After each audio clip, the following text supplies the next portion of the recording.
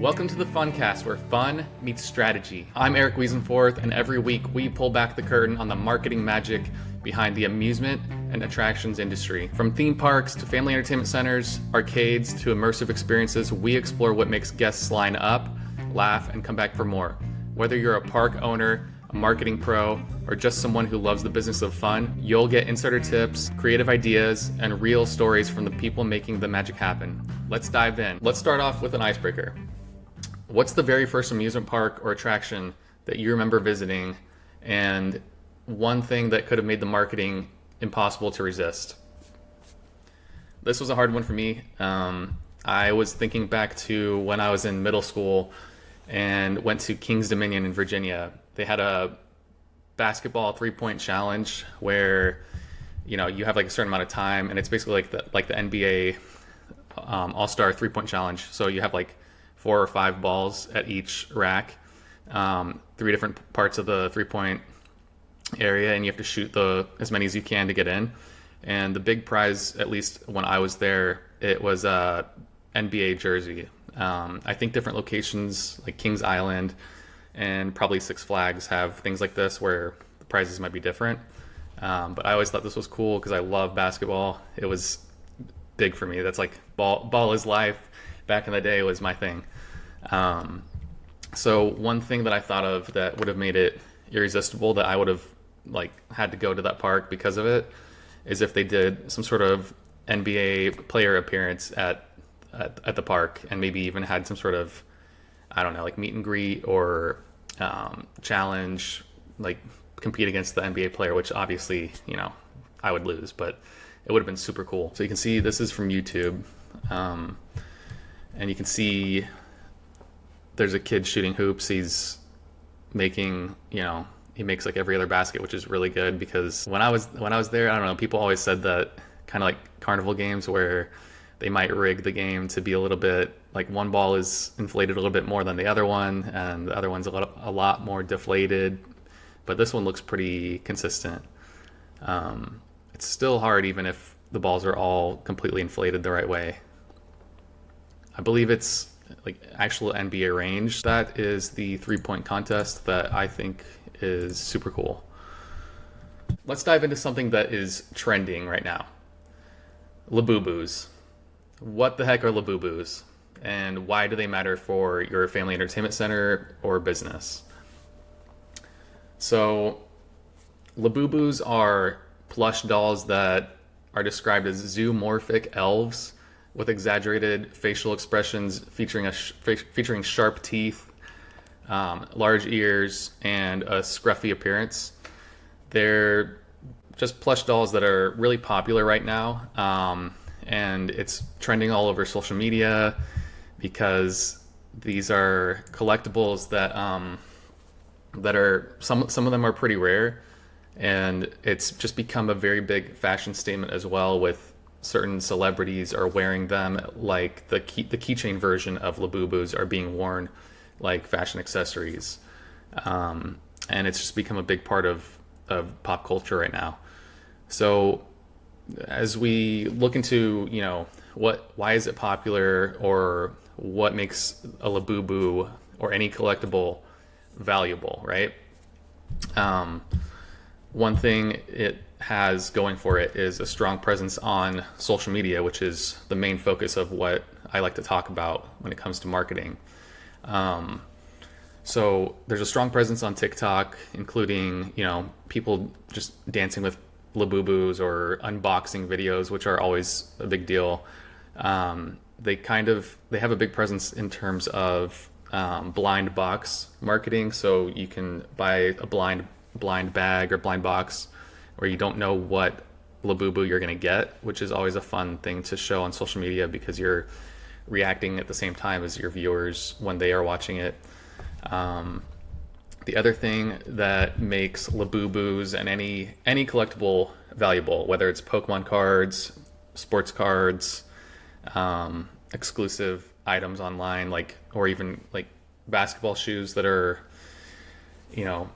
limited edition releases, like Nike releases these Grinch shoes, so they're like green certain colors and just certain design that they limit the amount of production, so it becomes rarer.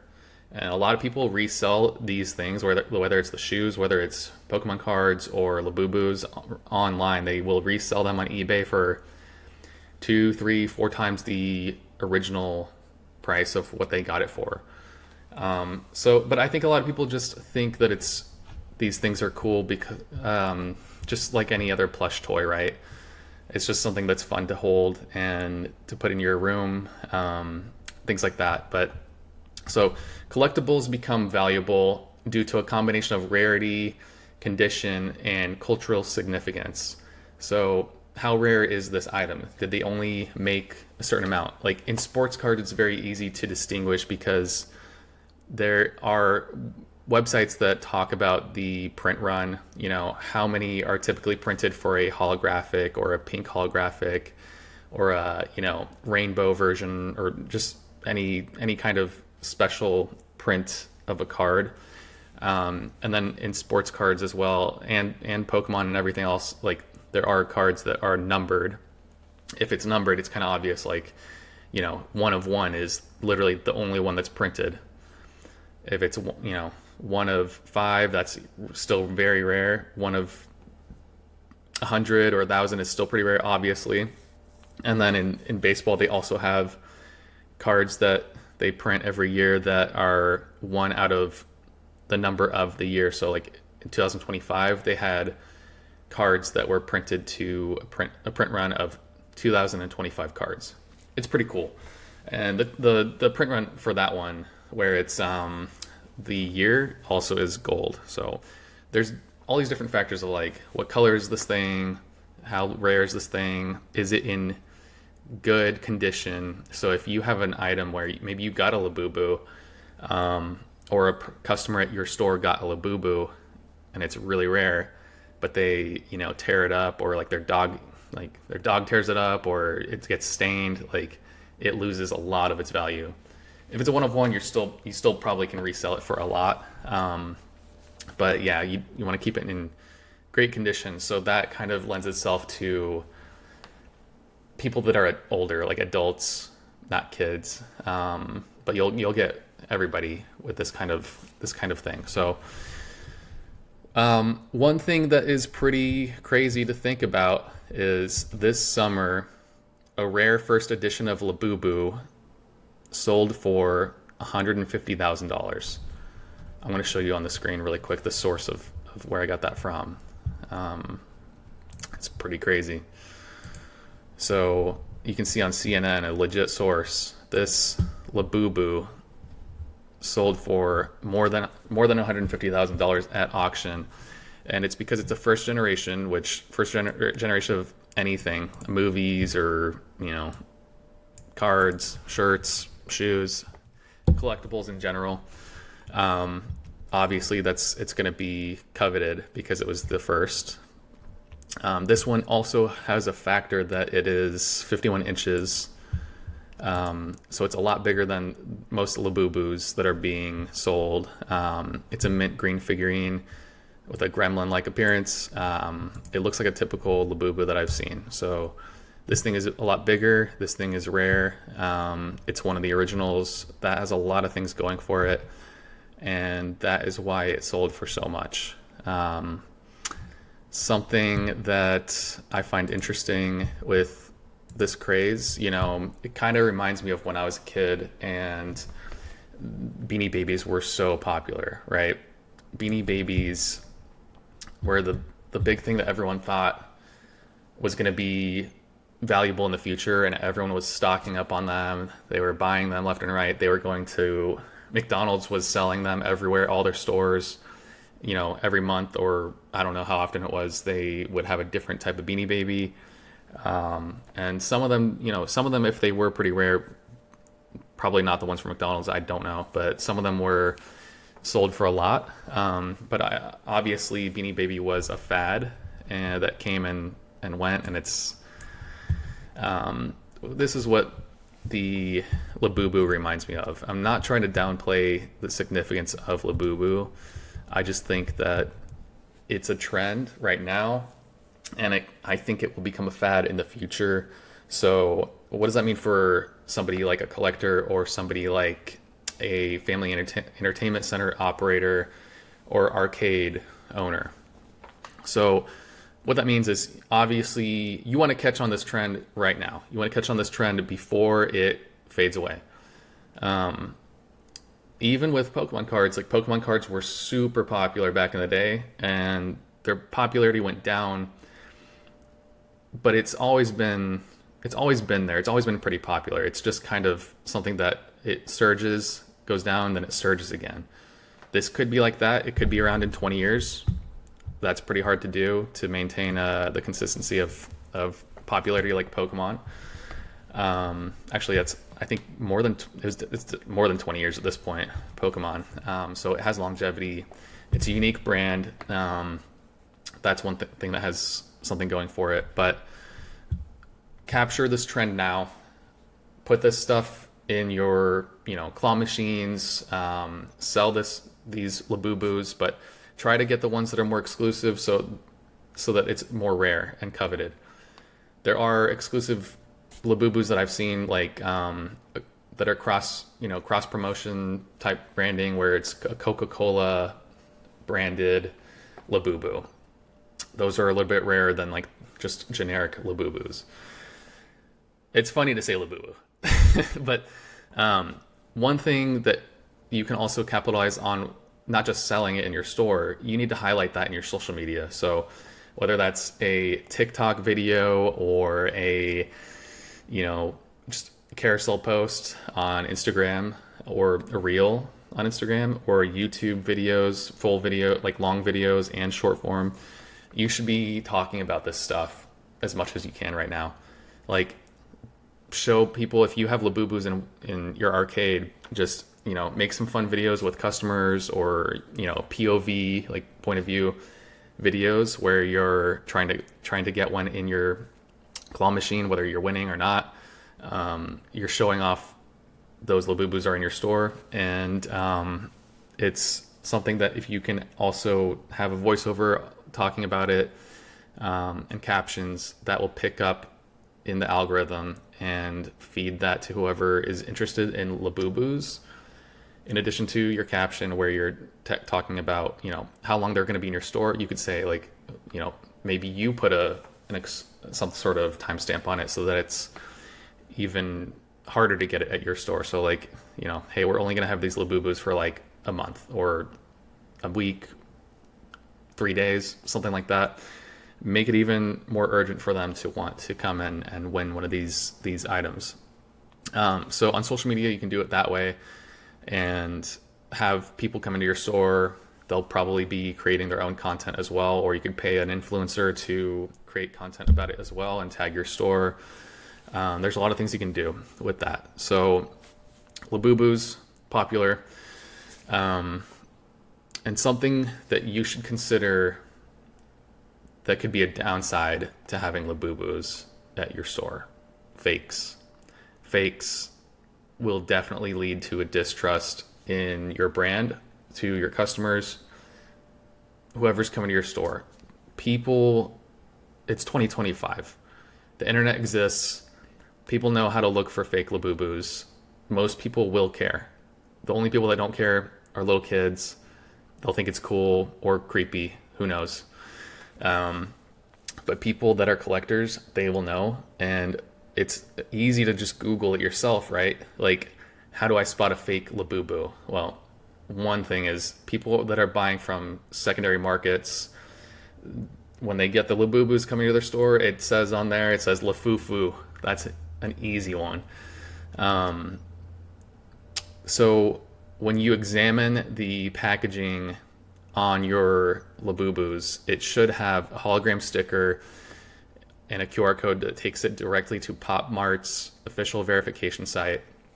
Counterfeits either have the QR code, or either they won't have the QR code, or it will have a fake one on the box that doesn't look 3D or holographic, or it might just take you to some random website that's not the right one. Counterfeits will usually have a flat, dull, or poorly printed hologram QR code are usually blurry, misaligned, or redirect to fake websites, sometimes using redirect tricks to mimic legitimacy. So watch out for that. And one way you can avoid this is purchasing directly from Pop Mart or verified vendors. So don't try to skimp on this stuff. People that are collectors, they know what's up. Don't mess up your brand for something that you're saving a couple dollars on. Like, people are not going to want to come back to your place in the future for anything else if they're like, yeah, this is fake, this is a knockoff. It cheapens the product, it cheapens your brand. It's not good. All right, so moving on from the trending Labuboos, right? Let's get into some actual marketing strategies and some tactics. So this topic I'm going to go over today for the first episode ever. I think it's important to talk about content creation for social media. A lot of people don't even know where to start. A lot of business owners of arcades or family entertainment centers, they just don't even know what platform to be on, what they should post, what they should even do to target their audience, or what kind of content works well. So let's start from the very beginning. If you are an expert marketer, you're probably going to be bored. So I'll just skip forward, or keep in mind this is for a lot more like beginners for marketing on social media. So what you need to do is reverse engineer your goals. What are your goals with social media, right? Who is your target audience? What do they like? Where is your target audience online? So if you know what your typical customer base, if you know what your typical customer base is, the people that are coming into your store, you know what age they are, their gender and all that stuff. So going off of that, like if you have mostly, let's say 25% to 50% teenagers coming to your store, I'm just throwing out numbers. You're definitely going to want to be on TikTok. TikTok, that's where a lot of teenagers are, and it's where all the trendy things are. Trending dances, trending topics, pop culture. But it's growing fast with all the other ages right now. So don't just dismiss TikTok if you think that it's just for teenagers, because it's not. TikTok is also becoming a pretty popular way for people to search for things like they used to do still do, like me, search on Google. So for SEO purposes, you also want to be on TikTok. For millennials, you definitely want to be on Instagram. Instagram is kind of like a great place to brag about how many followers you have. So a lot of people will go on your website. Some people don't go on websites anymore. They just go on social media, see how many followers you have, and that kind of verifies for them in their head that you're legit or not. I know that sounds silly, but yeah, have a good social media presence on Instagram. Instagram is also very flexible in the type of content that you can do. You can do images, you can do multi-image posts, which are called carousels. You can do reels, you can do stories, you can do a lot of cool things. And then if you have grandparents that are coming to your store a lot, or millennial parents, or just pretty much any age, like Facebook covers the whole range of ages, but I would say it's a little bit more geared towards the older population now. Facebook was very popular for people my age because we grew up with Facebook as the first real social media platform that took off. MySpace, don't talk about MySpace. Like, I had a MySpace, it was there, but Facebook is the real first social media platform. The other thing that everyone always overlooks for some reason is YouTube. YouTube is not just a place to watch videos for fun, or to watch Mr. Beast, or just it's not a place to just post your commercials that you shot 10 years ago. Businesses are overlooking YouTube for some reason, and I think it's because people don't really talk about them as a social media platform, but there's a lot of reasons you need to be on YouTube. So one thing that I found really interesting is YouTube accounted for 9.7% of all TV viewership in the US in May, the largest share ever for a streaming platform per Nielsen's The Gauge report. That's a weird, that's an interesting stat, but the other side of that, which I need to find, which is really the thing that I think people would be surprised at, right, is YouTube is more popular than Netflix. Netflix was the second largest share for streaming platforms. YouTube is more popular than Netflix. That's crazy. All right, guys, so be on YouTube, but know how to keep an audience on YouTube and not just post one-off videos, where someone's going to see, oh, they have that video from 10 years ago, cool commercial, but what else do I do here? We can get into strategy on that later. I'm not going to go into depth right on this episode. So the next question is, what do you want them to do as a result of your content? You find the platform, you're going to post stuff, but you don't know what to post. If you don't know what to post, what do you want people to do? What do you want people to do because they saw your content? Is it you want them to laugh? Do you want them to share the post with a friend? Or do you want them to click the link in the caption to buy something? So that's where you need to start.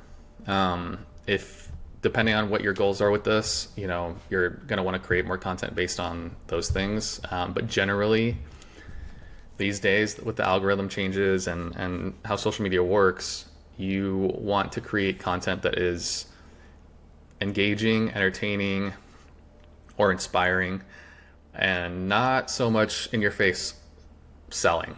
It's not like the old days of billboards where you have 7 seconds to get someone's attention and potentially have them read and comprehend what they're looking at as they're sitting in traffic or driving, where that's all about sales right now. Like, I'm directing somebody to get tickets to a NBA game. Billboard is going to be buy tickets now, and it's like NBA logo of the team and a player, keeping it really simple, right? It's not like that. That is advertising.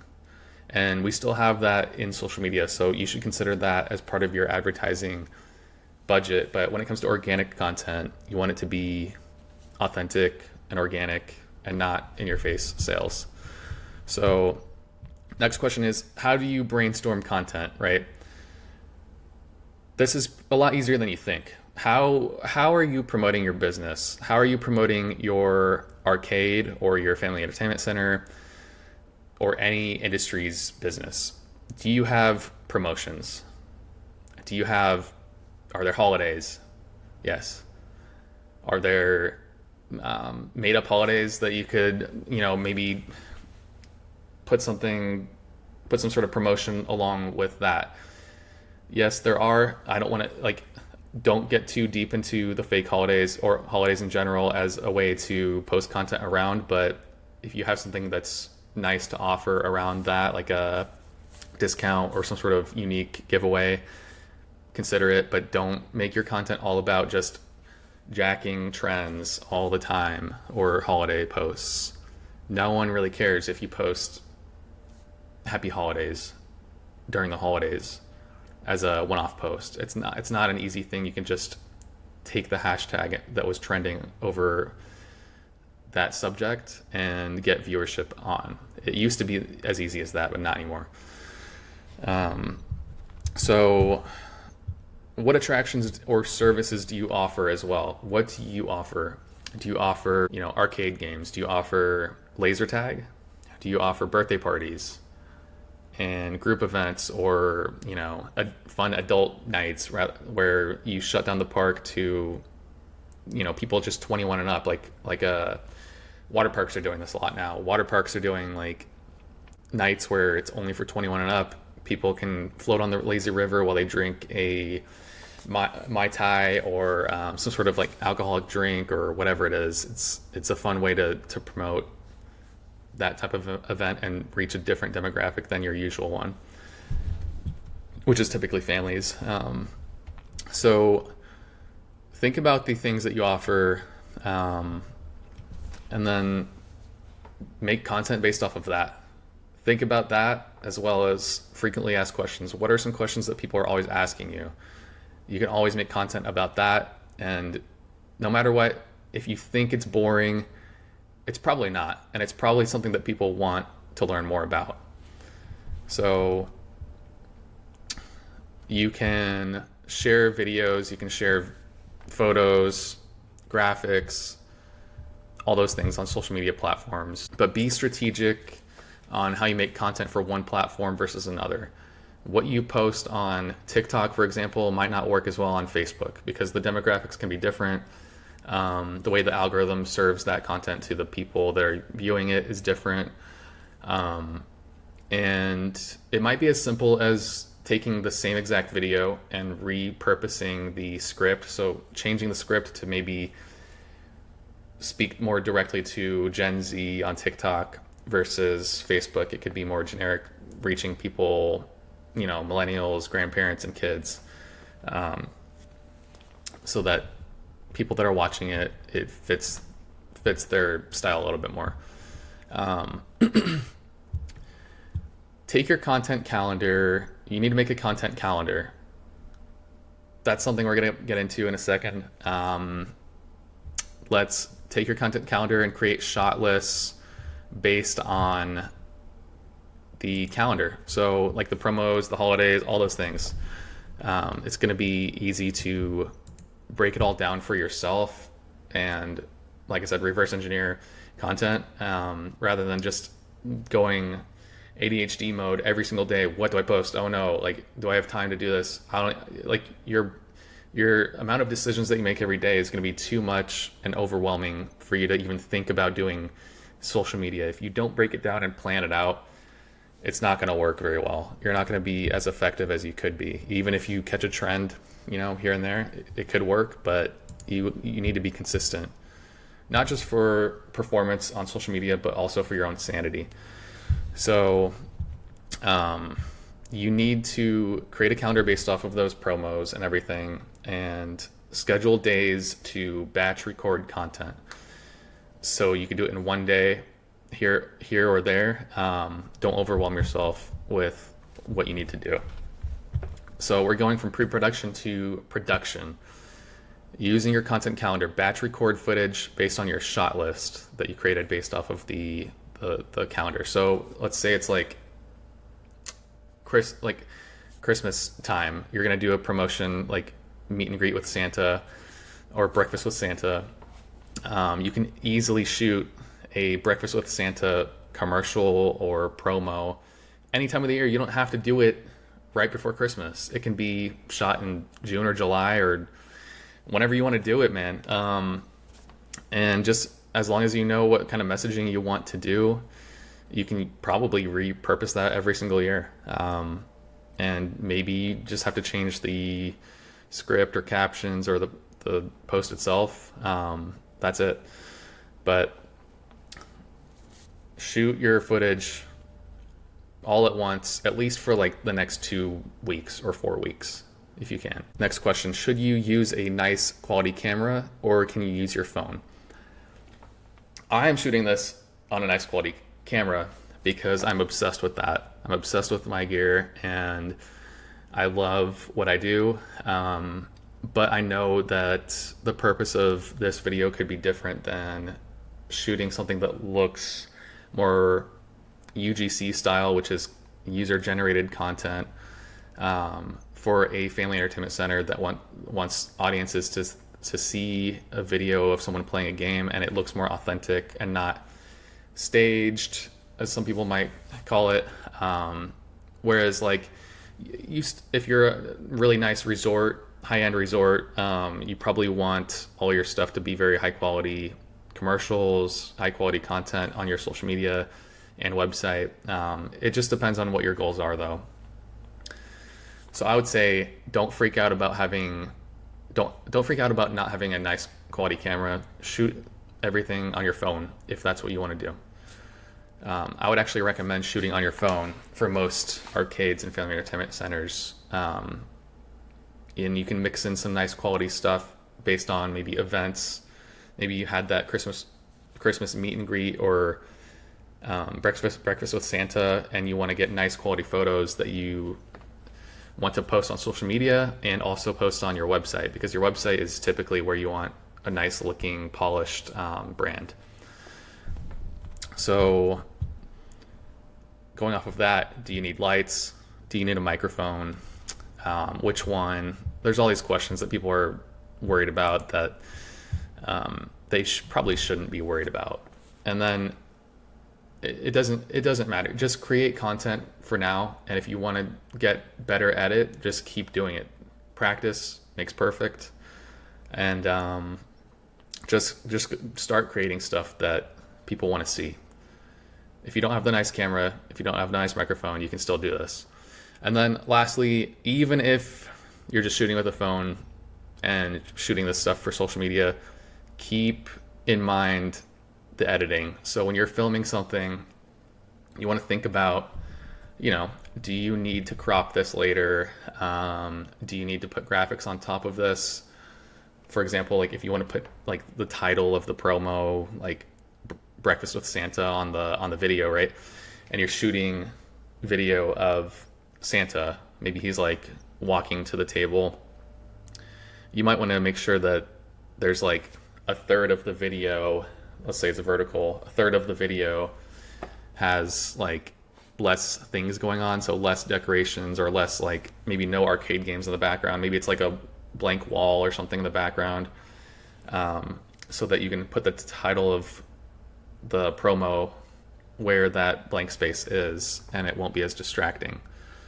That's just one of many tips. The other thing is, like, if you want to shoot a video like kind of green screen style where somebody's cut out or the background is cut out, you want to keep in mind, like, you can use certain programs like CapCut or whatever's on your phone to edit the background out, but it will look a lot better if you're shooting it in front of a plain background versus, like I said, in front of arcade games where there's lights blinking, there's a lot of contrast between, like, the person on the screen versus the background where it's dark and all these blinking lights, or people walking around in the background. Like, that's going to be way harder for the program to determine what to cut out in the background than if you shoot it in front of a white background, or green screen makes it even easier.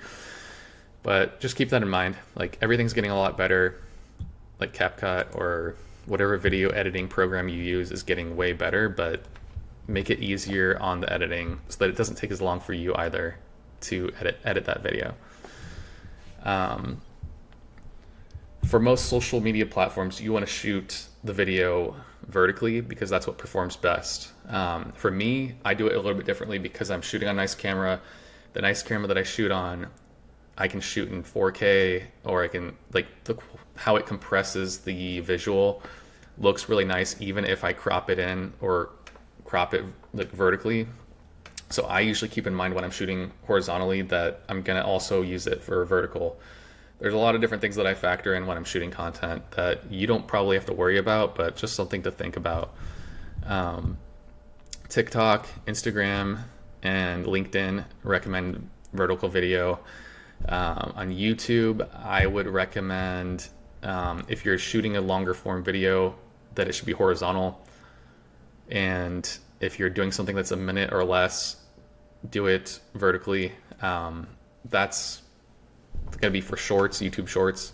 That's what will perform best. If you shoot something horizontally, and then you just put it on a vertical layout, and it's just taking up only the middle part of the video, and it's black on top and black on bottom, it will probably not perform as well as if you shot it vertically, or if you cropped it in to fit full screen on the vertical video.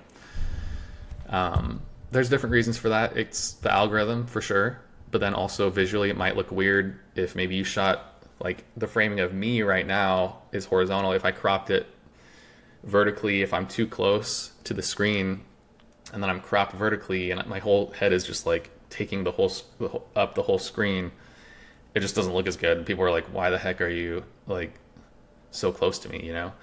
So just something to keep in mind.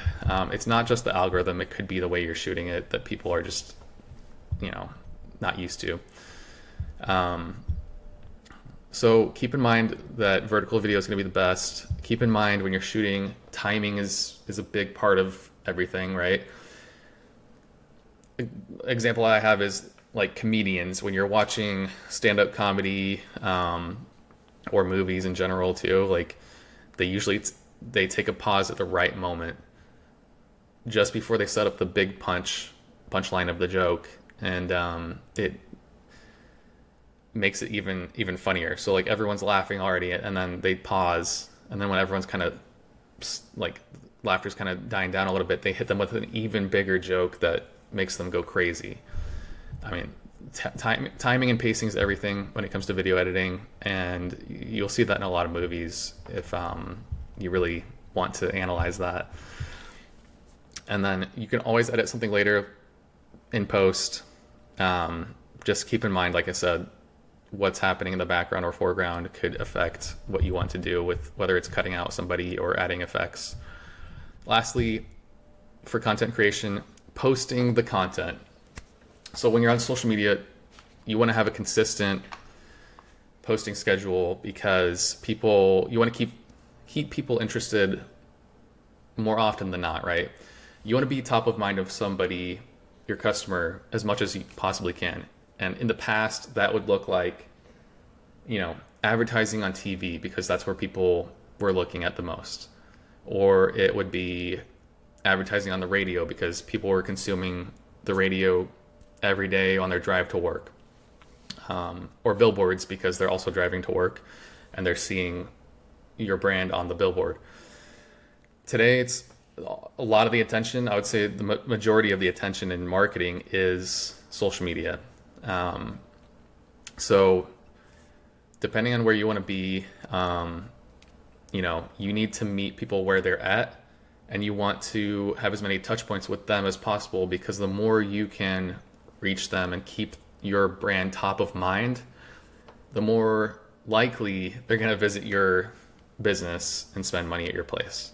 So posting the content, let's get into that. So after you batch recorded and batch edited your videos, it's time to schedule your content. Most social media platforms have a scheduler at the time of this video recording. So I know LinkedIn does. I know, which you don't have to worry about probably. Facebook and Instagram are under the Meta brand, which you can schedule Facebook and Instagram at the same time for a future post. And TikTok has a scheduler too. So YouTube definitely has a scheduler. So you can schedule your content ahead of time and just relax. So you batch edited after you recorded. Your stuff is being scheduled for 2 weeks, maybe 4 weeks, maybe longer if you can get to that. And now you can just relax. You don't have to worry about when you wake up, what am I posting today to get people in my store? You know, you wake up and it's Wednesday and it's half off arcade games and your stuff was already scheduled. You're not even worrying about it. You're just worried about what's at hand when you need to go into the store, you know, make sure things are working and your customers are happy. So I would say though, leave some days open so that you can have a day where something is not scheduled to post, where you can maybe capture a trend.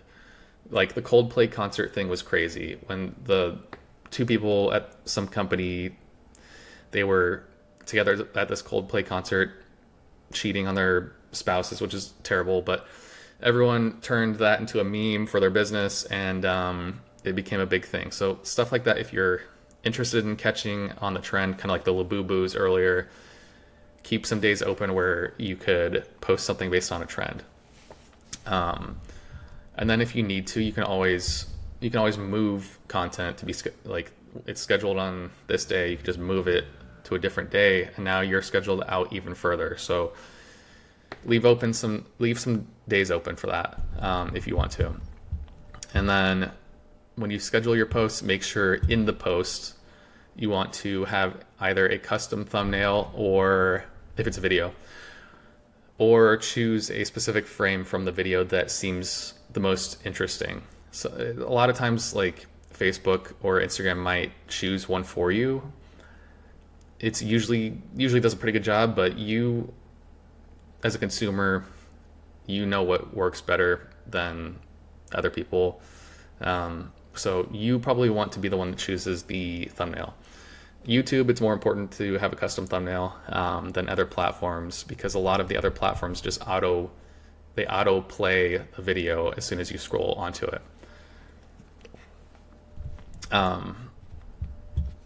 Write a caption that intrigues the viewer. So don't just write a laser tag 2025 commercial, even if it's on YouTube. Don't just write that. Like, write something that actually opens up a conversation or makes the viewer think or react. Reacting could be looking at, like, you could make a post on Instagram or Facebook or something like that, where you're asking them a question where they could answer it in a poll. So, like, what's your favorite arcade game? And you could list, like, your 4 most popular arcade games at your store. This is also a great way to, like, get insights into consumer behavior at your store. So if like most of the results are one game, then you definitely want to keep that game, but you should also have that information anyways from your arcade card point of sale system, that it's the one that's the most swiped. But it's just another touch point too for you to know what's working. Use hashtags in your caption as necessary. Hashtags, an example of that might be, like, you have a video showing a person challenging their friend to a game of NBA hoops in the arcade. And it's like hashtag arcade, hashtag challenge, hashtag arcade hoops. This is what people will probably find it if they're following those hashtags, or it might serve it to that person that's interested in those things. But the new thing is, a lot of these algorithms have updated to show content that people are interested in right to their feed, without even needing to hijack all these hashtags. Like 10 years ago, hashtags were so important that if you didn't use them, you would get half the amount of reach, if not a lot less. Today, if you don't even use hashtags at all, if your content is really good, you could reach a lot of people without, like I said, if your content is good, you might not even need hashtags at all. So make great content first, and then hashtags, consider them second, and don't use too many, because that looks tacky and it doesn't work like it used to. So some algorithms, they might even suppress your content a little bit if you are trying to post a video or image with 20 hashtags. Facebook, definitely you want to limit your hashtags to 5 or less. I would say really like 1 to 3. Instagram, you can still post like 6 to 10 if you want to, but like I said, it doesn't do what it used to do. TikTok, you don't really want to use too many hashtags. YouTube, you can use hashtags, but it's more important to put the keywords in, which is basically the same thing. So hashtags are kind of important, but not really anymore. The other thing is, when is your audience online? You want to schedule your content to be served to them when they are online. And one thing that I like to tell people is schedule your content like 10 minutes before that time is shown in your platform. So like Facebook will say, like, hey, your audience is online the most at like 7 a.m. Let's just say that. So I usually try to have that stuff scheduled like 650 so that it gets a little bit of traction, and then gets a lot more traction at the peak of its time. But you don't have to do it that way if you don't want to. You can test it out yourself. You could even test it out to be 10 minutes after, play around with it and see what works best for you.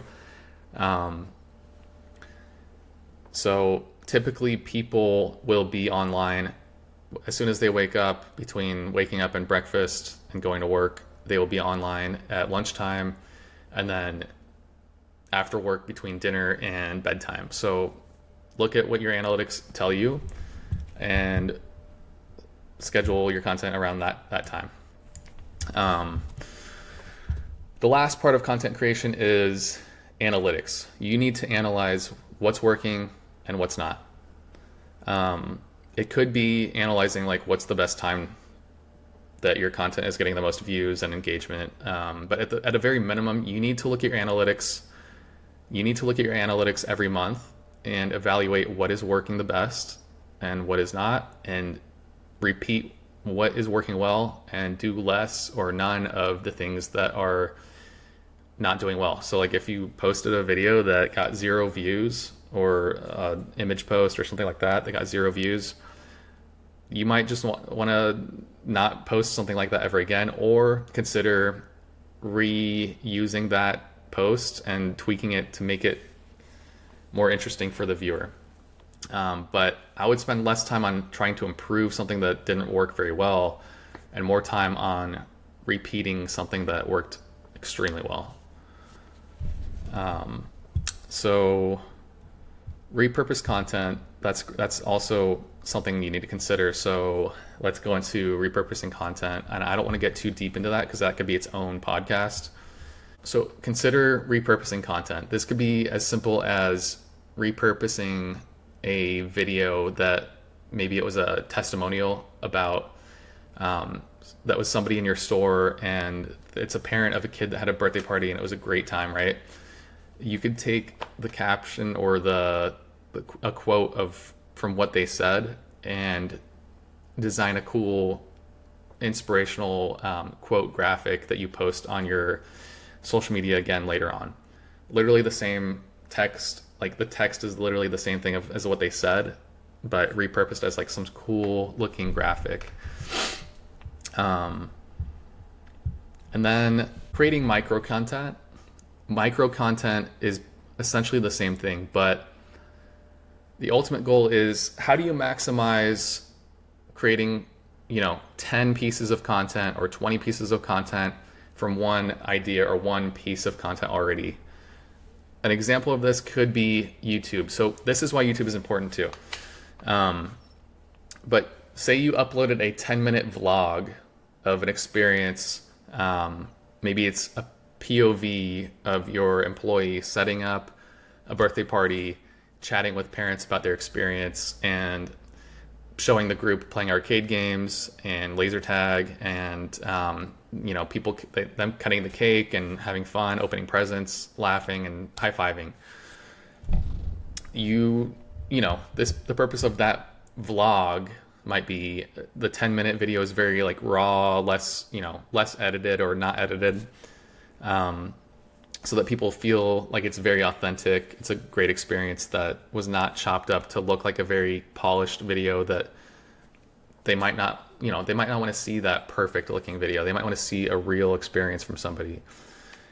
Then you can take that video that's 10 minutes long and had its own purpose, and you could cut out 60 seconds from that video where it's the parent that's talking about the great experience.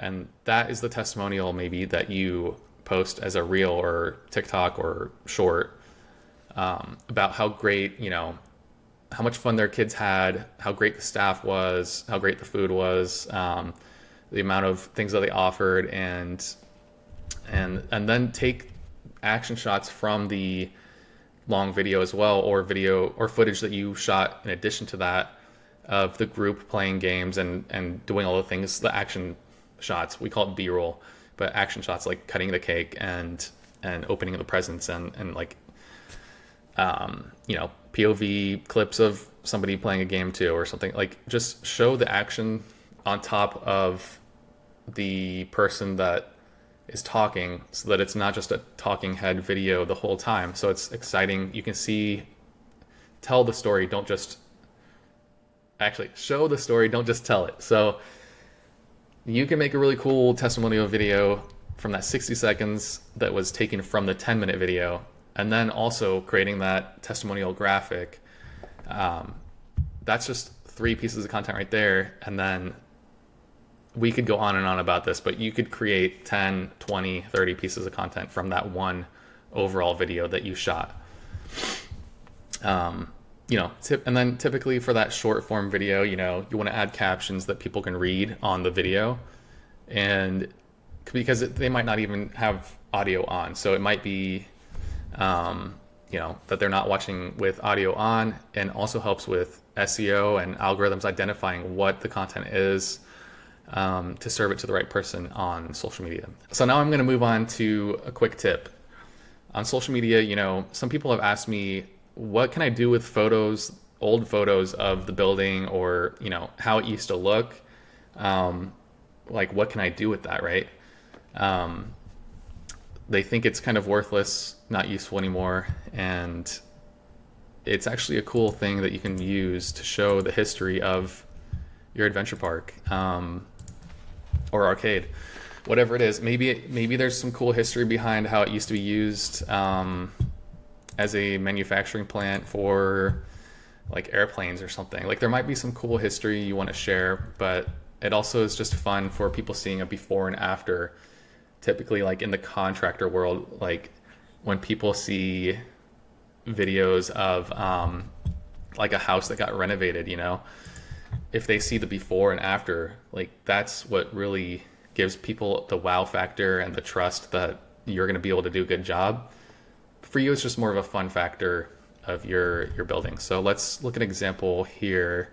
This is an example not from the family entertainment industry, but realtor industry, where they wanted to show history of the street that this house is on. I found it really cool because, the person that is making this video, they're shooting video from their phone probably, or meta glasses, who knows. They're shooting a point of view of a photo that they're holding from 1900 in front of a church. And this kid is standing in the yard, and you can just see how, it's a black and white image. It's older, shows the history. And then they move the photo down to reveal the street that it's on and how it looks today. This is a really cool way to show the history of your street, your building, or what, your business, how it used to look, and how it looks today. Here's another example right here of how you can use photos. Let's just say it's in the middle of construction, or it's from 7 years ago, according to this post. 7 years ago, a dream became a reality. Wow, how hard to believe the family fun we had over the past 6 years at Adventure Park. Thanks for sharing your family memories with us. That's a cool way to show off progress photos, of, say you're renovating your building or expanding, or just showing the history of the building, right? So let's scroll through this. We see some progress of a ropes course and something that is going to have water in it. It's like a shell of a pool, and we see more progress of that. And then they don't show the after photos, but I think everybody that follows them knows what it looks like. So it's really cool to see this shell of a building and shell of a pool, and knowing that later on they had bumper boats and a go-kart track and this ropes course and mini golf course that was right here. Just a really cool way of showing off your history. So never underestimate the type of content or ideas that you have. It can be really cool and really impactful, and a lot of people want to see that and share that. So a quick recap. Capitalize on trends now before they fade away. Labuboos are hot now, but how quickly will they become a fad? I don't know. It could be next week. It could be a year from now. It could stay in popularity, but you don't want to leave that up to what's happening. You want to get on the roller coaster right now before it starts going down. When it comes to content creation, reverse engineer your goals. All of your questions like, what social media platform should I use? Or who do I, what posts should I make on TikTok? Can be answered by the who, what, when, where, and why. If you know who your customers are, this will guide your answers. And then batch record videos for content so you aren't always playing catch up and can keep a consistent posting schedule. Repeat what was working and less of the content that isn't. That's it for today. Thank you for joining me on my first podcast ever, the Funcast. I hope you enjoyed this episode. This is Eric from Funworks Media. This is the Funcast, the show where fun meets strategy.